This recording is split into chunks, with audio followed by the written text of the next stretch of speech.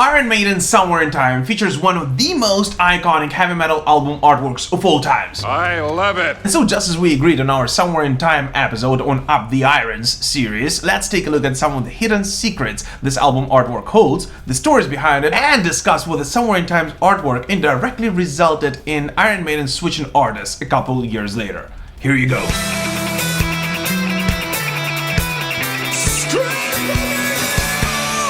But before we continue, I actually want to thank Gothic for two things. Number one, for sponsoring this video, and number two, for helping me not look like a complete dork at the next metal show I go to. In case you do not know about them, Gothic specialize in metalhead jewelry, with catalog ranging in anything Viking related to religious Christian ornaments. In addition, they have an amazing variety for both male and female metalheads. It's definitely worth checking out for anyone, especially since there is a 20% discount promo code in the description. So yeah, while Gothic would not be able to change anyone's musical preferences, it can definitely help anyone look way more metal, so check them out.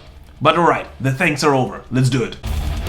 The album cover has of course been done once again by Derek Riggs, and as always he's been given as much creative freedom as an artist might require. In a nutshell, his brief said something like that: we want a city, more like Blade Runner City rather than Star Wars City. There's an opportunity to be creative. And so all the jokes and references we're about to discuss in this video are Derek Riggs' own ideas. Originally, Derek blended the Blade Runner theme with that of Star Trek and had a bunch of spaceship clones of USS Enterprise floating around, but those were removed for the final version since Iron Maiden's management wanted to make sure they don't get sued for that. In addition, Derek remembers that all of the preliminary meetings for both the album and the artwork were held in Amsterdam, and after they were finally over, Derek went roaming around the city in search for inspirations. And I'm sure he's found a bunch, cause honestly I have no idea how he could have come up with all of that all by himself.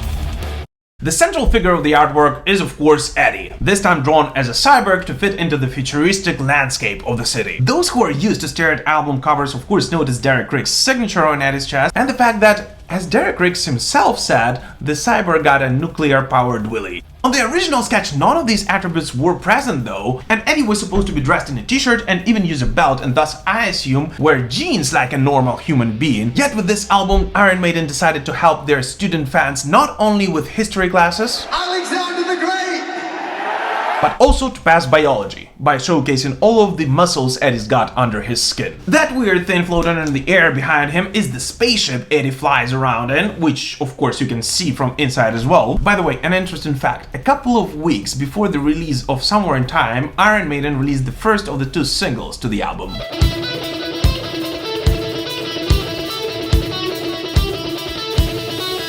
While Iron Maiden's management wanted to lure the fans in and interest them in the upcoming record, they still did not want to give out the new Eddie until the album's release. And so Derek Riggs had to play around quite a lot with Eddie on Wasted Years single to showcase just as much as was needed.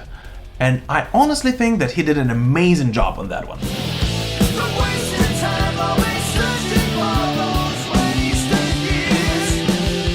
By the way, I've heard from a couple of people that blood on Eddie's face is a reference to Bruce Dickinson's incident at Rock in Rio earlier.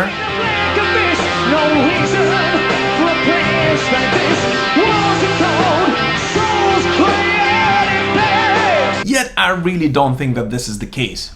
I mean, let's not forget, the guy just underwent lobotomy a couple of years ago. Yet the weirdest thing about Eddie on this artwork is of course his pose. Yes, I mean, who stands like that, pointing a gun at the ceiling? And this is exactly the question Derek has been asking himself every time he saw a toy soldier or a cowboy who apparently were posing for him while he was painting. Just like with Power Slave, Somewhere in Time first of all gives a nod to Iron Maiden's earlier material, hence of course the name of the street, or better to say the avenue, Eddie shoots a guy at, which of course refers to the home address of the infamous Charlotte the Harlot.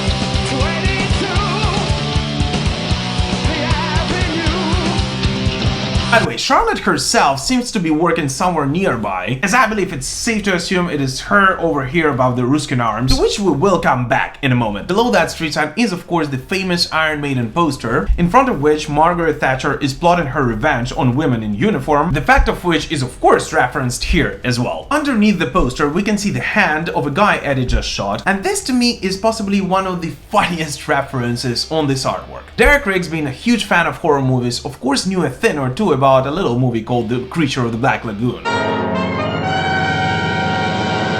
In that movie, a bunch of monsters victims all had their hands sticking up like that as they were lying on the ground, and so this hand thingy actually became somewhat of an ongoing joke, an early prototype of a meme, I guess, among the many horror movie fans.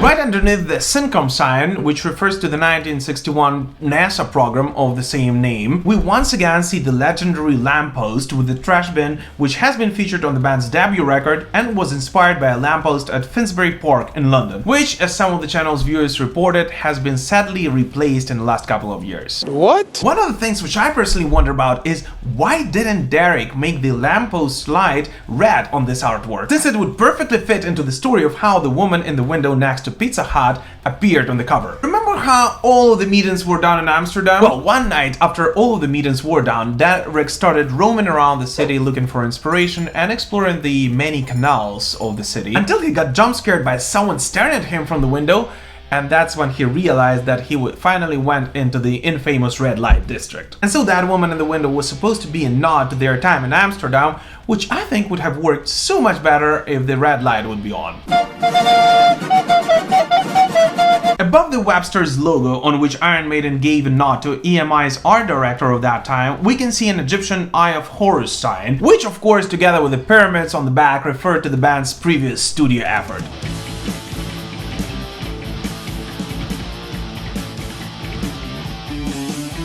And yet this is not the only reference to the Powerslave album artwork on this cover. Underneath the Phantom of the Opera sign on the back there is a phrase "bollocks again and again", and it is this word which you can find hidden on the 1984 album artwork in between the hieroglyphies. Oh, and the name of the opera house of course refers to this song.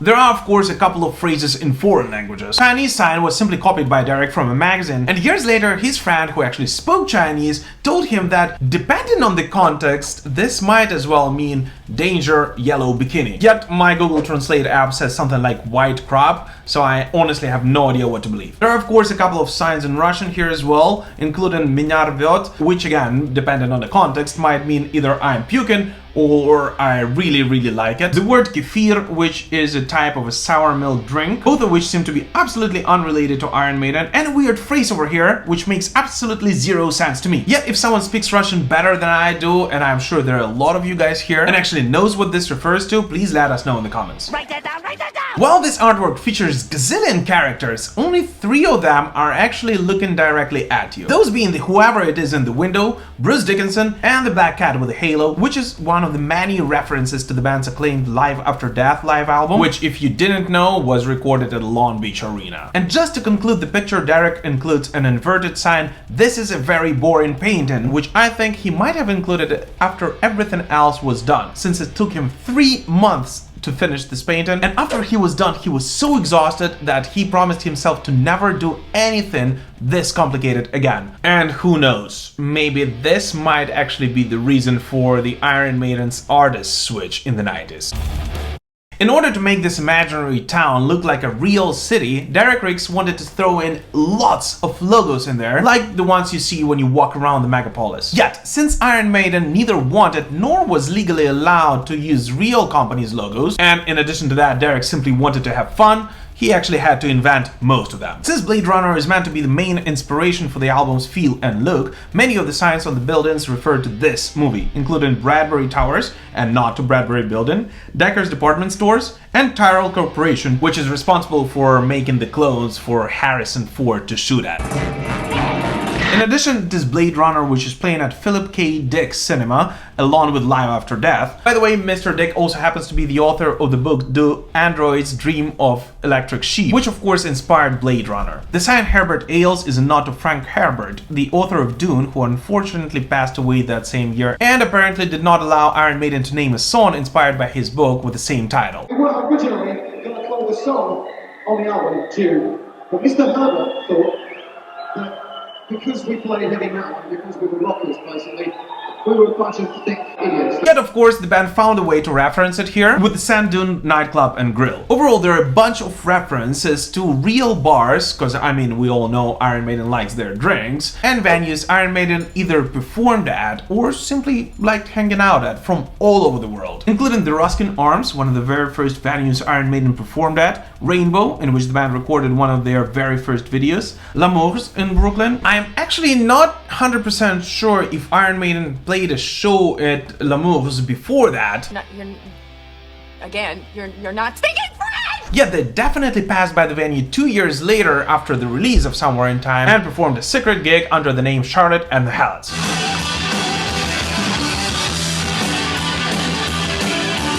But let's go on. There are also Hammerjacks, a nightclub in Baltimore, Marquee Club in London, and Tahez Bar, in which the band actually recorded the choir vocals in the middle of Heaven Can Wait. And yet the most important of all food and drink places are of course the Ancient Mariner Seafood Restaurant and the Aces High Bar, which together with the Spitfire above it, I believe needs absolutely no introduction. In the center of attention of the back of the artwork is of course the Iron Maiden guys themselves, which the band asked Derek to include somewhere on the cover. And when the guys first saw the sketch of them, they started complaining about how those inch-tall dudes look nothing like them.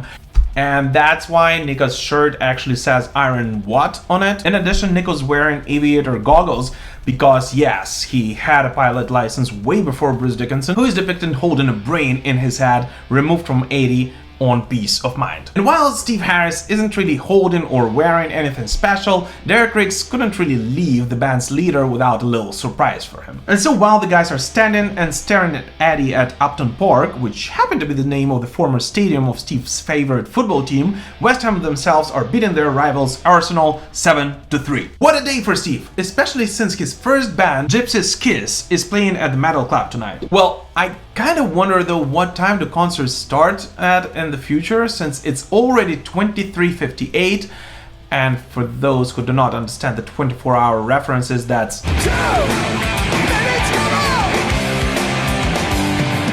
In addition to Philip K. Dick and Frank Herbert, Derek also recognizes a Japanese philosopher Akira Asada, the author of the Foundation series Isaac Asimov, TARDIS from the band's beloved Doctor Who, the villain the Megan from the 1920s comic book Dan Dare Pilot of the Future, and Batman. Honestly, have no idea what Batman is doing here. Here I am. Continuing a rather weird tradition of randomly placing foreign words, maybe underlying the multiculturalism which will prevail in the future, Iron Maiden drop a Yiddish word for jinn and the Hebrew letters spelling out the name of God. And of course Derek includes once again the Grim Reaper, who's been seen on Live After Death and the Trooper before, and of course an absolutely randomly placed Icarus.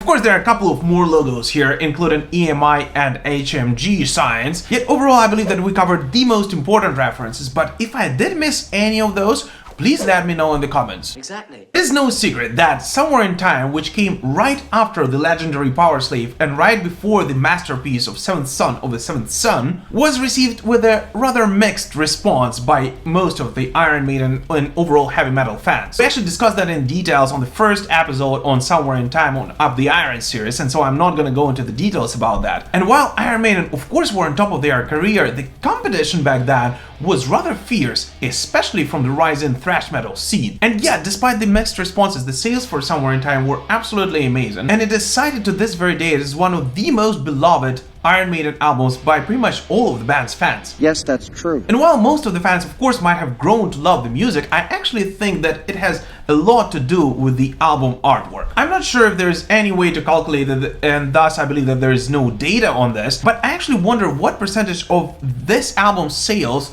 were and still are to this very day due to the album's artwork. Shut up and take my money! Yes, in a way, Derek Riggs might have actually saved the album's sales by providing an amazing piece of trivia for every Iron Maiden fan to explore and enjoy while listening to the record, which of course still can only be true if the album's music is actually on par, and it definitely is.